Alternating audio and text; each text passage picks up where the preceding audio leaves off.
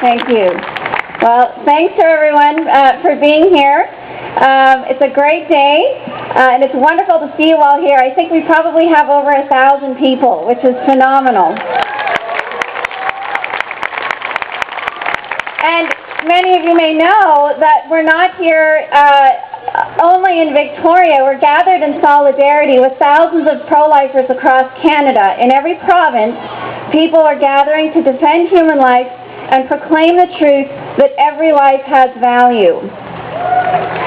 There are people gathered today in Ottawa, in St. John, in Halifax, in Fredericton, Charlottetown, Winnipeg, Edmonton, Windsor, Ontario, Regina, and Victoria, BC.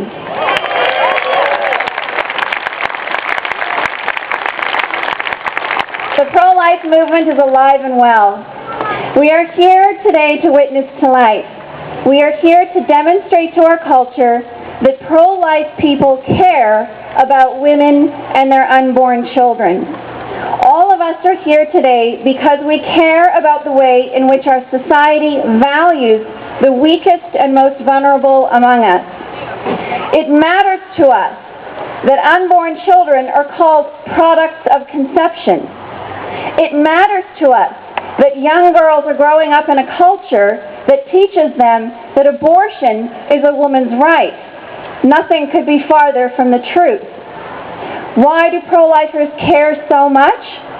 We care because we know that those who violate their own human nature bring untold pain and suffering into their own lives and the lives of those around them.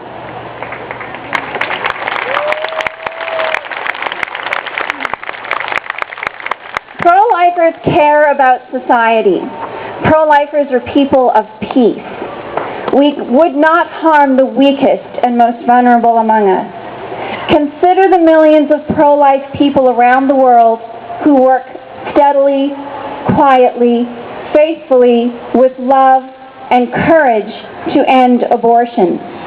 Think of the pro-life people who sacrifice wealth and fame and honor for the sake of unborn children that they may never see, but whose lives they value as their own. When I lived in Toronto, I worked alongside a woman who had the heart of a pro-lifer. We received a call one day from a young woman, an immigrant mother, who was in a crisis pregnancy and she had 4 children.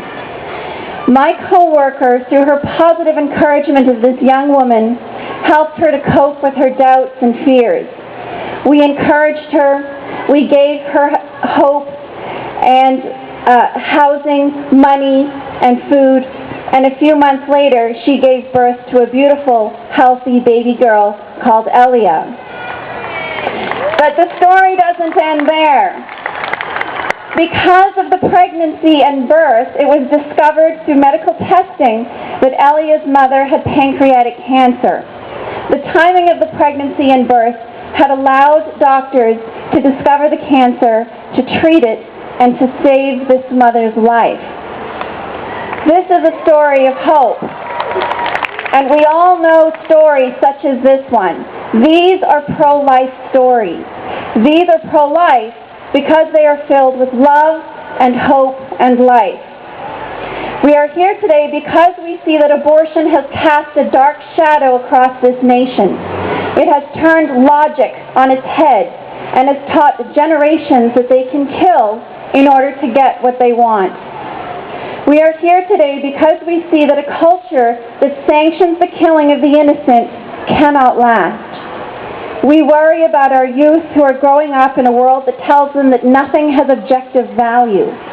We fear for those who believe that everything, including human life, is relative and can be redefined at whim.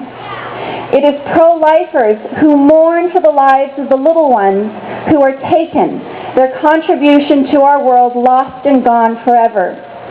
It is the pro-lifers who feel the grief and remorse of those left behind, the anguish of women and men who have been lied to, who have been indoctrinated in their universities and places of learning, men and women who have been seduced by media and trapped by evil, that has been touted as good.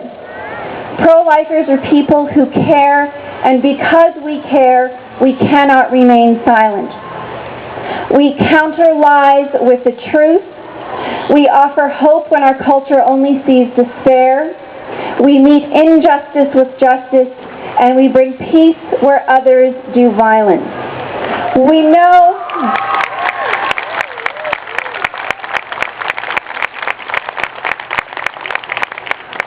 that there is no greater gift than life. We know that there is no right more fundamental and worth preserving and defending. We recognize that this is the duty of every citizen. It is the mandate of every society to protect that right which belongs to every single human being from the moment they come into existence.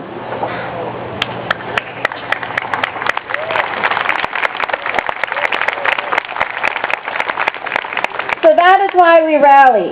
That is why we continue to bear witness to the truth that abortion hurts women, destroys the lives of countless human beings, and brings havoc to the society that sanctions it. And we will continue to witness to these truths. We will continue to rally and march and bear public witness so long as this injustice continues.